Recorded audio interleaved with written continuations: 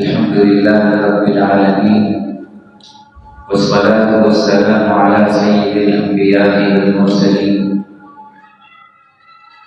أما بعد، فأعوذ بالله من الشيطان الرجيم.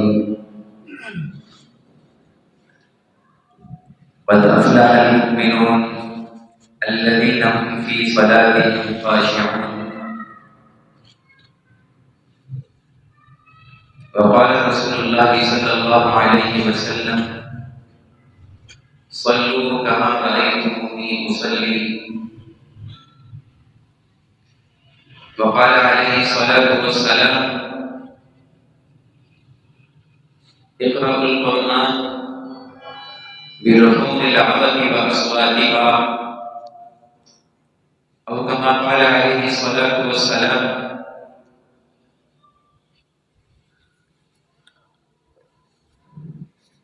میرے محترم دوستوں اور بھائیوں، سب سے پہلے تو شکر ہے اس ذات کا جس نے ہم سب کو ایک بے قدر نطفے سے ماں کے پیٹ کے 3 اندھیروں کے اندر پلٹ پلٹ کے پہلے لوتھڑا بنایا، لوتھڑے سے بوٹی، بوٹی سے ہڈیاں، ہڈیوں پہ گوشت، گوشت پہ نقشے، اور ایک خوبصورت انسان بنا کے اس زمین پہ لائے، اور پھر آسمان و زمین کی ساری مخلوقات کو ہماری خدمت میں لگایا۔ آسمان پر جگمگاتے ستارے ہماری ہی رات کی وحشت کو دور کرنے کے لیے بنائے، ہمیں ہی جنگلوں، بیابانوں، سمندروں میں، تاریکیوں میں سمتیں اور راستے بتانے کے لیے بنائے، ہم ہی کو گمراہی سے بچانے کے لیے ان ستاروں کو شیطان سے حفاظت بنایا۔ ان سے نیچے اترے تو یہ سورج، چمکتا ہوا، دہکتا ہوا سورج ہماری خدمت کے لیے بنایا، جس کی روشنی میں امیر، غریب، فقیر، صدر سب ہی کام کرتے ہیں، اور شام کو غروب کر کے چاروں طرف جب اندھیرا پھیلا دیتے ہیں تو اندھیرے میں سب ہی آرام کرتے ہیں۔ اور یہ ہوائیں، سورج کی تپش، اللہ سمندر پہ ڈال کے بخارات کو اٹھاتے ہیں، بخارات کو اکٹھا کر کے آسمان پہ بادل بناتے ہیں، بادلوں کو ہواؤں کے ذریعے ہمارے اوپر لا کے بارشیں برساتے ہیں، جو کچھ براہ راست ہم انسان پیتے ہیں، کچھ کھیتوں، باغات، حیوانات کو پلاتے ہیں، اور کچھ پانی اونچے پہاڑوں کی چوٹی پر برف بنا کے ٹینکی کی طرح اسٹاک کر دیتے ہیں، جس میں سے سارا سال تھوڑا تھوڑا پگھال کر پہلے چشموں کی شکل میں، پھر چشموں کو ملا کے دریاؤں کی شکل میں بہاتے ہوئے، اور زمین پہ بسنے والی انسانیت کو، حیوانات کو، باغات اور کھیتیوں کو سیراب کرتے ہوئے واپس سمندر میں ڈال دیتے ہیں۔ زمین سے چھوٹی چھوٹی کونپلیں بنا کر ان کو تنہ بناتے ہیں، تنوں سے شاخیں، شاخوں سے پتے، پتوں میں پھول، پھولوں سے پھل، پھلوں میں رس، رس میں ذائقے اور خوشبوئیں اور رنگ بھر کے طرح طرح کے میوے اور پھل پیدا کر کے ہم انسانوں کو کھلاتے ہیں۔ اس کے انسانات شکر تو دور کی بات، خالی گنے نہیں جا سکتے۔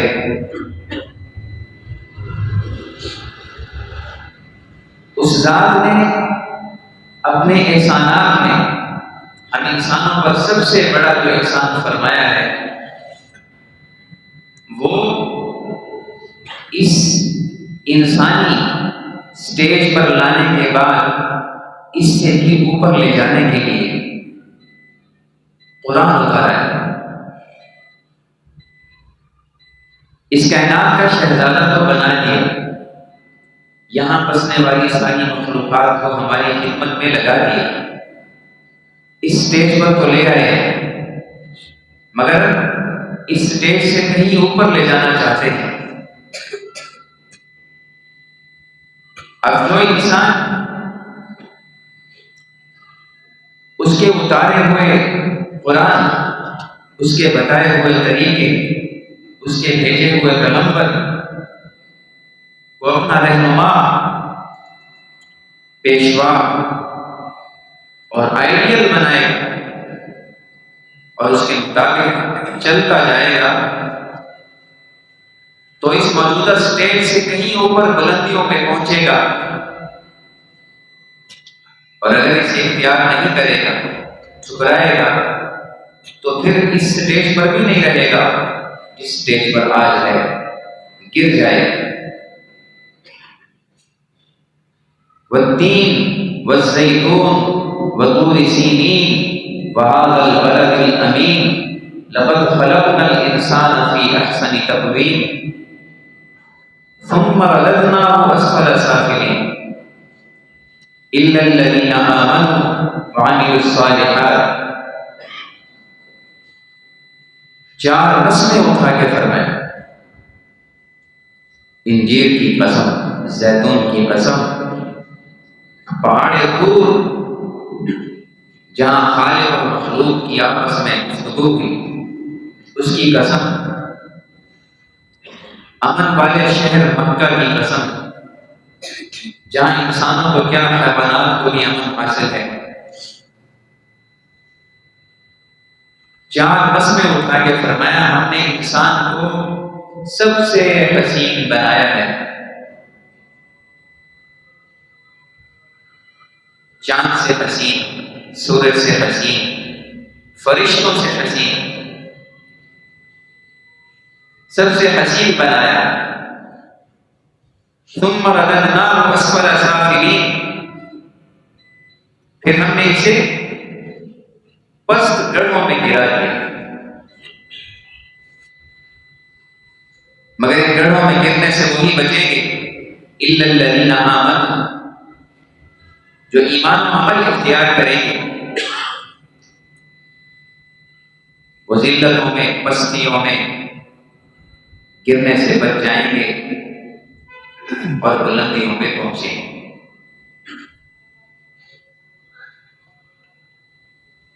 اس رہنمائی میں اسلام میں سب سے پہلے جس کو اہمیت دی گئی وہ ایمان و یقین ہے۔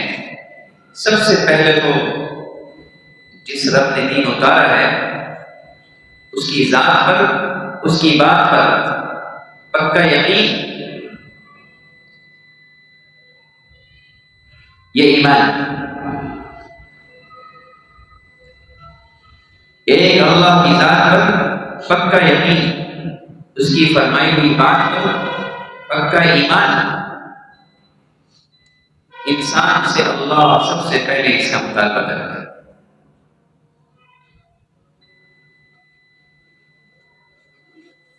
مجھ پر پہلے یقین کرو پھر آگے چلو،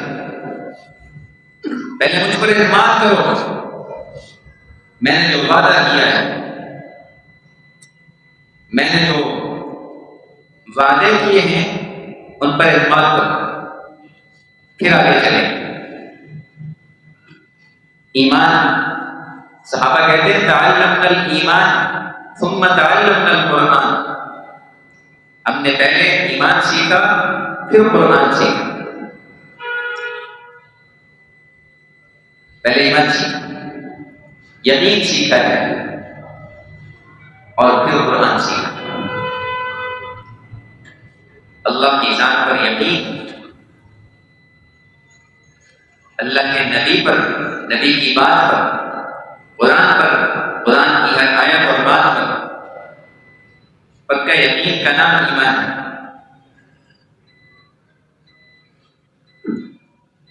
اور اس کائنات میں سب سے بڑا خزانہ جو انسان اس دنیا سے لے کے جا سکتا ہے وہ ایمان ہے۔ اس سے بڑھ کر کوئی خزانہ کوئی انسان اس دنیا سے لے کے نہیں جا سکتا۔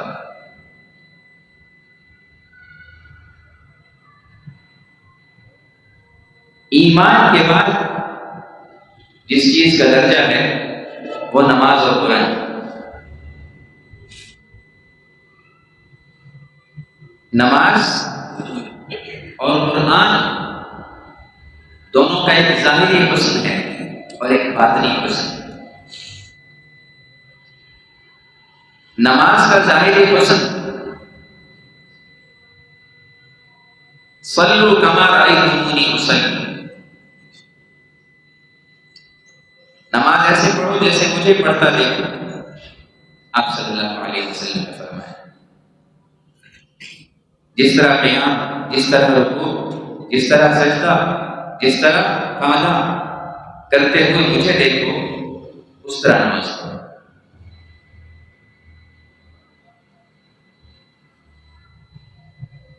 اور اس کا باطنی حسن قد افلح المؤمنون الذین هم فی صلاتهم خاشعون، وہ ایمان والے کامیاب ہو گئے جو اپنی نماز میں اللہ کے سامنے سہم کر کھڑے ہوتے، اس کی عظیم ذات کے آگے سہم کر کھڑے ہوتے، وہ مومن کامیاب ہے۔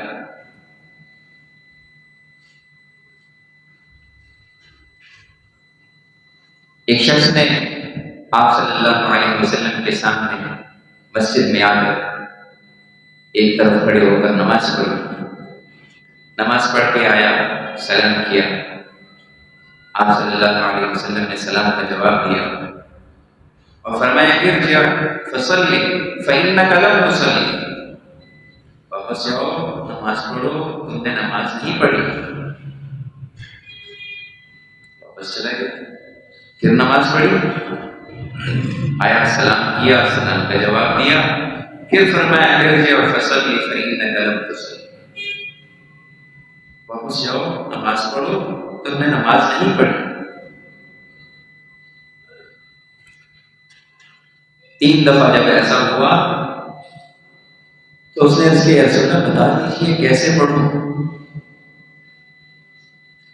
تو آپ صلی اللہ علیہ وسلم نے شروع سے آخر تک نماز کا پورا طریقہ بتایا۔ اس میں خاص طور پر اس پہ زور دیا کہ رکوع اور سجدے میں اطمینان سے رہو، اور یہاں 2 قسم کے الفاظ آتے ہیں حدیث شریف میں۔ ایک لفظ آتا ہے حتی تطمئن، یہاں تک کہ رکوع سجدے میں تمہیں اطمینان حاصل ہو جائے۔ دوسرے لفظ آتے ہیں حتی تسترخی مفاصلک، یہاں تک کہ تمہارے جوڑ ڈھیلے پڑ جائیں۔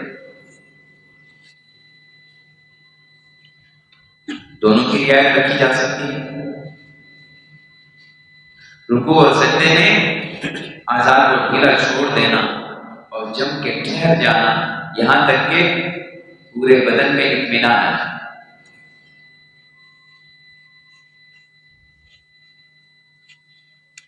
کچھ باتیں ایسی ہیں جو نماز میں نہ ہو تو نماز ہو جاتی ہے، لیکن اس کے حسن میں کمی آتی ہے۔ مگر یہ عمل اس کے بغیر نمازی سے نہیں۔ آپ نے اس صحابی کو 3 بار واپس بھیجا، واپس جاؤ نماز پڑھو، تم نے نماز نہیں پڑھی۔ مسئلہ یہی تھا کہ اس نے رکوع سجدے میں اطمینان اور استرخاء مفاصل نہیں کیا ہے، اسے آپ نے واپس کیا۔ نماز بہت بڑی دولت ہے۔ اللہ کے نبی نے غزوہ بدر میں 313 ساتھیوں کے ساتھ 1000 کے مقابلے میں 313 تو تھے، مگر ان کے پاس تھا کیا؟ صرف 8 تلواریں، صرف 8 تلواریں سے کیا لڑیں گے؟ تلواریں تو صرف 8، 313 تو ہیں۔ ایسی حالت میں آپ نے اللہ کے سامنے جھک کر فتح کر لی، اللہ سے فتح حاصل، بڑے بڑے کام اور بڑے بڑے مسائل حل کرائے نماز کے ذریعے۔ ایک صحابی کے گھر میں فاقہ آیا، وہ مسجد میں آ کے نماز پڑھ کے اللہ سے رزق مانگا، واپس گیا تو گھر میں خالی چکی خود بخود گھوم رہی، اس میں سے آٹا نکل رہا، برتن بھرنا شروع کر دیے۔ جب بس سب برتن فل ہو گئے تو اب اس چکی کو اٹھا کے دیکھا اندر ہے کیا، اتنا آٹا نکل رہا ہے، تو صرف ایک دانہ اس میں تھا اور وہ چل رہی تھی، آٹا نکل رہا تھا۔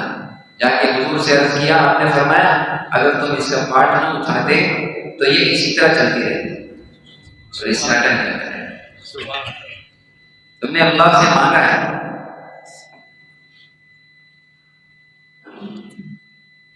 نماز کے ذریعے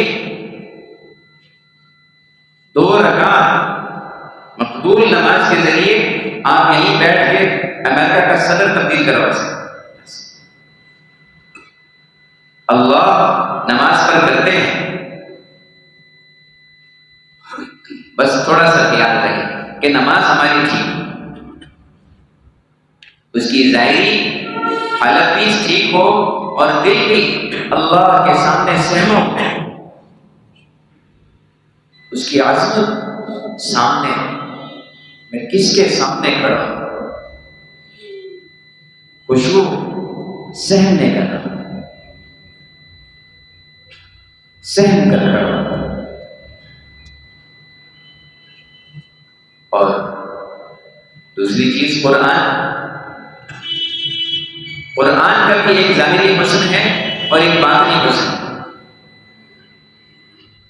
ظاہری حسن اس کا یہ ہے، اقرأ القرآن بلحون العرب واصواتہ،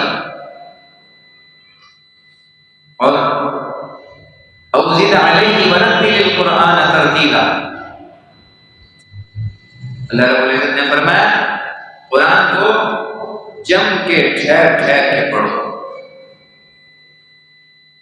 رتل القرآن ترتیلا، جم جم کے ٹھہر ٹھہر کے پڑھو، واضح اور صاف پڑھو۔ آپ صلی اللہ علیہ وسلم نے فرمایا قرآن کو عرب کے لہجے اور آواز میں پڑھو،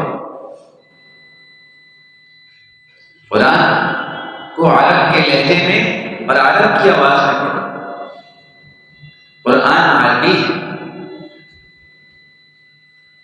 ہمارے ہاں اردو میں تا اور قو کا فرق نہیں ہوتا، عربی میں فرق ہے،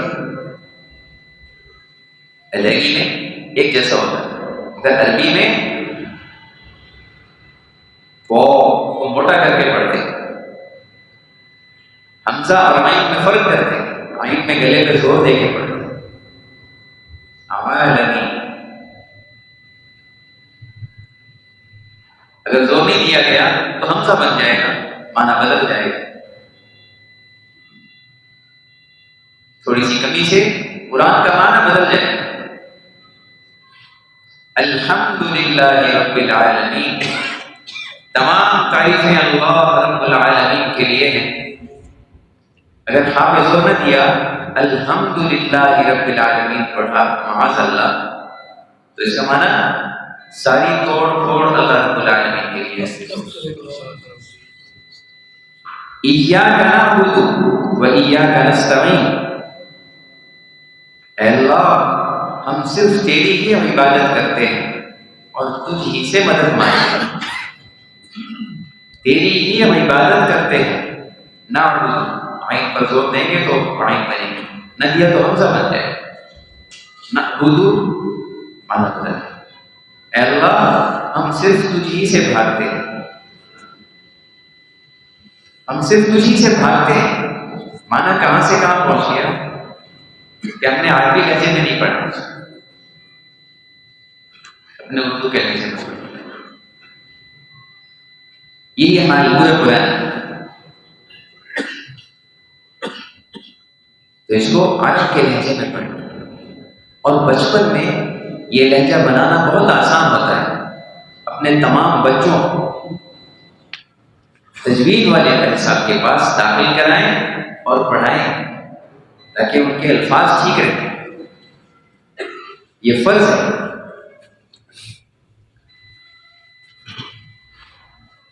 فرض۔ اور ہمارے یہاں پاکستان میں نے بہت غور کیا تو 3 باتیں میرے سامنے ہیں کہ اگر وہ ٹھیک کر لی جائیں تو فرض قرآن ٹھیک ہو جائے گا۔ ہمارے یہاں یہ اردو بولنے والے جو حضرات ہیں، ان کے یہاں صرف 3 باتوں کا لحاظ رکھ لیا جائے تو تجوید جو فرض ہے وہ ٹھیک ہو جائے گی۔ باقی غنہ، اخفاء، قلقلہ فرض نہیں ہے، فرض عین ہے، وہ حسن ہے، اس کا بھی خیال رکھیں، قرآن حسین ہو جائے۔ لیکن فرض وہ 3 باتیں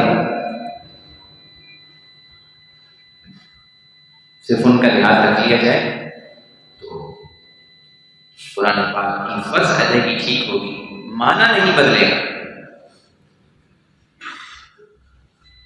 مختصر ہے، میں انشاءاللہ مذاکرہ کر لوں گا مفتی صاحب سے بھی، سب سے بھی آپس میں مذاکرہ کر لیں گے، تو وقت نکال کر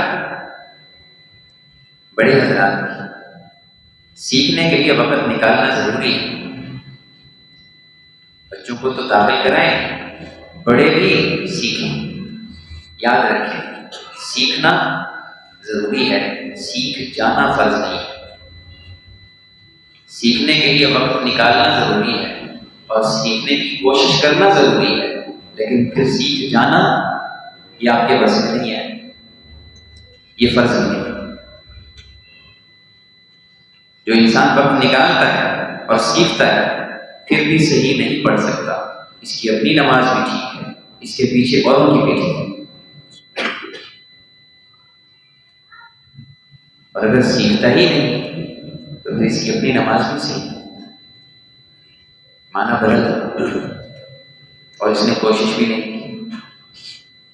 کوشش ہمارے نتیجہ اللہ کا ہوگا۔ کچھ تھوڑا سا وقت نکالیں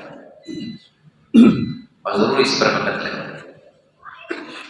قرآن کا باطنی حسن یہ اس کا ظاہری حسن، اور قرآن کا باطنی حسن، صحابہ نے پوچھا یا رسول اللہ قرآن کے بارے میں آپ نے حکم فرمایا ہے کہ جو قرآن کو حسین کر کے نہ پڑھے وہ ہم میں سے نہیں ہے، یہ جو آپ نے فرمایا، تو قرآن کو حسین کر کے پڑھنے والا کون ہے؟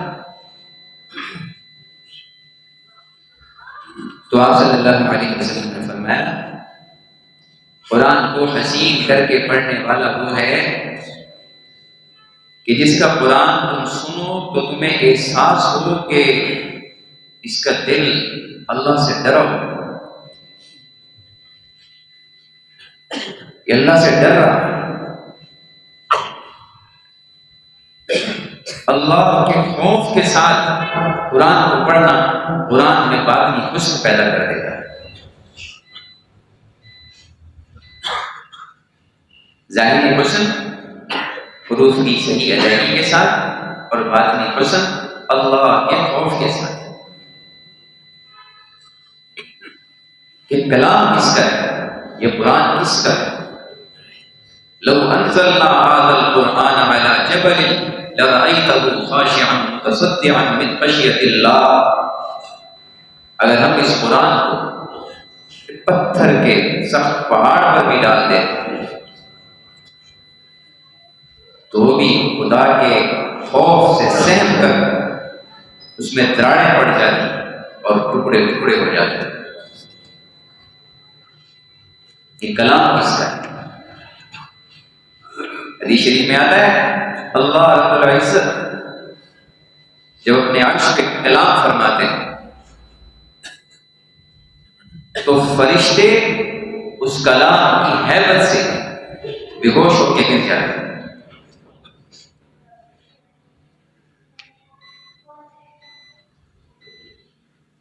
اللہ کے خوف سے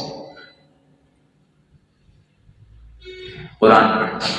یہ قرآن میں حسن پیدا کر دیتا ہے، حقیقی حسن پیدا کر دیتا ہے. گانوں کی سر مقصود نہیں. قرآن کے حسن کی تشریح بھی اللہ کے نبی نے خود کر دی. خوبصورت کر کے پڑھنا، آواز کو خوبصورت کرنا، مگر عرب کے لہجے.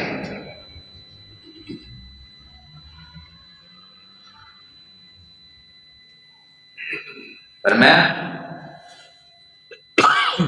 لا بأصوات لا بلحون العشاق ولا بلحون اہل الکتاب. عاشقوں کے لہجے میں نہ پڑھو اور اہل کتابین تورات اور انجیل والوں کی طرح نہ پڑھو. اس کو عرب کے لہجے میں. تو ان دو باتوں کو اللہ نے ایمان کے بعد رکھا. سب سے پہلے ایمان کے بعد نماز اور قرآن.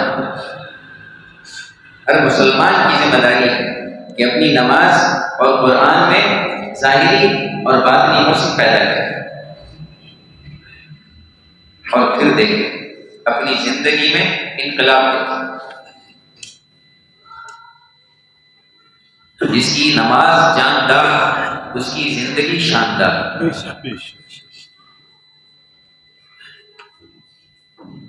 تو کیوں جی کریں گے تمام انشاءاللہ، نکالیں گے وقت انشاءاللہ. اللہ آپ سب کو جزائے خیر عطا.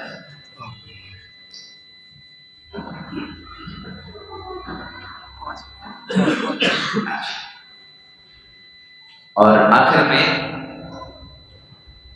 دو باتوں کی نصیحت جو میں نہیں خود قرآن کر رہا ہے. یا ایھا الذین آمنوا اتقوا اللہ وقولوا قولا سدیدا. اے ایمان والو، دو کام تم کرو تو اس کے بدلے میں دو کام ہیں. یصلح لکم اعمالکم ویغفر لکم ذنوبکم. سبحان اللہ. اے ایمان والو، اللہ سے ڈرو اور بات ٹھیک کیا کرو. اللہ سے ڈرو، اللہ کی عظمت کو سامنے رکھو اور بات ٹھیک کیا کرو. دوستوں میں، گھر میں، بیوی کے ساتھ، سسرال میں، ہمسایوں میں، دفتر میں، کہیں بھی. یہ جو زبان ہے، زبان اس سے کچھ بولنے سے پہلے دیکھ لیا کرو کیا بولنا اور کس لہجے میں بولنا. ان دو باتوں کا خیال رکھیں.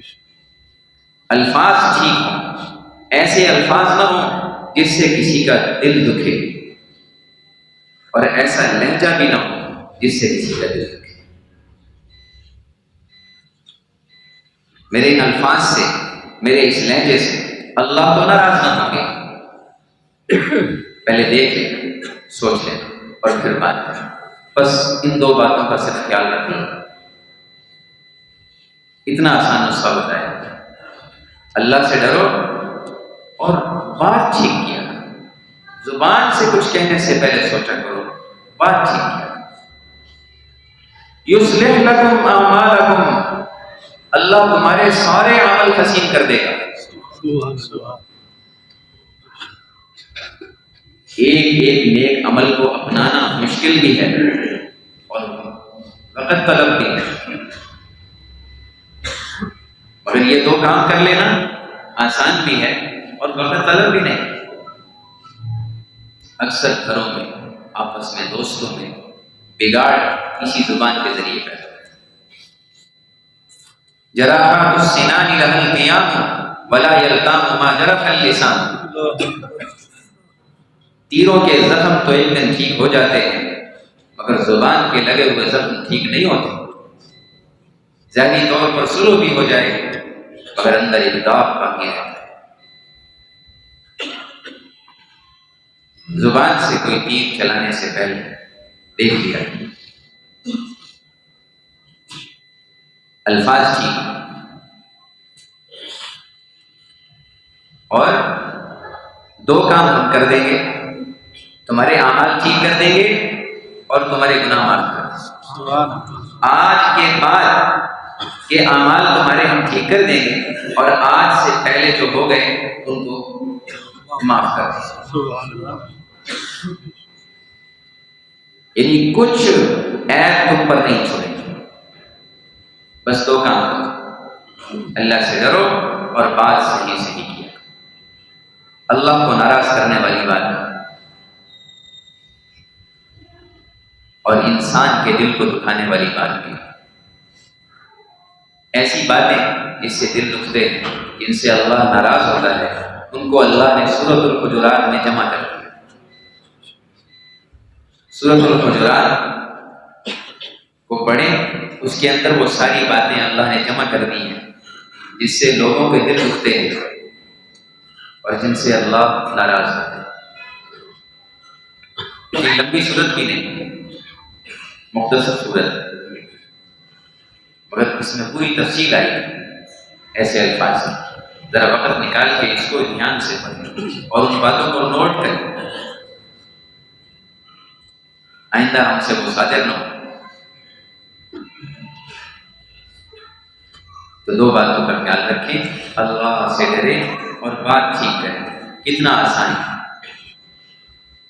بات کرنے سے پہلے بس سوچ لیا اللہ ماضی مستقبل کے سارے اعمال ٹھیک کر دیں گے، آج کے بعد کے اعمال کو اچھا کر دیں گے اور آج سے پہلے کے اعمال کو معاف کر دیں گے۔ اور کیا چاہیے مجھے؟ تو اگر یہ مل جائے بہت بڑی دولت ہے۔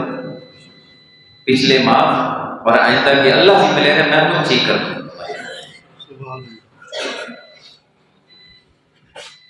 ہم کتنا زور لگاتے ہیں، کوشش کرتے ہیں ہمارے اعمال ٹھیک رہیں۔ اللہ جب خود وعدہ کر رہے ہیں میں ٹھیک کر دوں، تمہیں کرنے کی ضرورت ہی نہیں پڑے۔ بس تم دو کام، اللہ ہم سب کو ایک پہ عمل کرنے کی توفیق عطا فرمائے۔ آمین۔